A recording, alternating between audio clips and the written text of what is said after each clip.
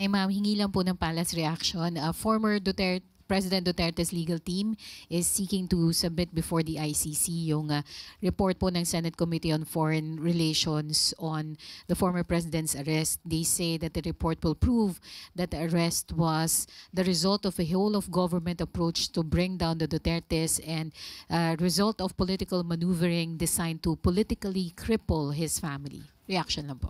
Yes, for the fees, he has allegedly been demanding from his client, former President Rodrigo Duterte.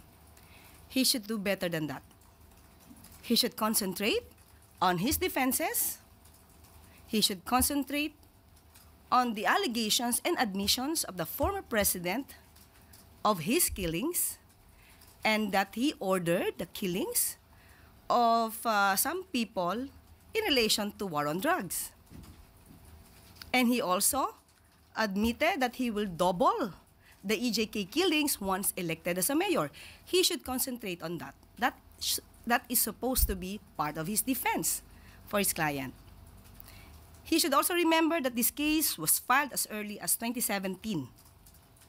So wala pa po si Pangulong Marcos, ang administrasyon na ito, para po ibintang ang mga ganitong klase sa kasalukuyang administrasyon. So, dapat mas pagbutihan pa po niya ang pag-research ng kanyang mga facts para po hindi po siya maligaw.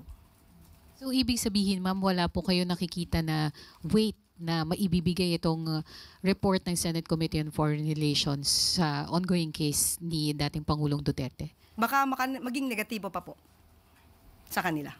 Bakit po? Kung makikita po siguro ang pag-iimbestiga doon at makikita kung paano ito ginawa, siguro hindi naman po bulag ang ICC judges para makita kung ano ba talaga yung maaaring naging katotohanan dito.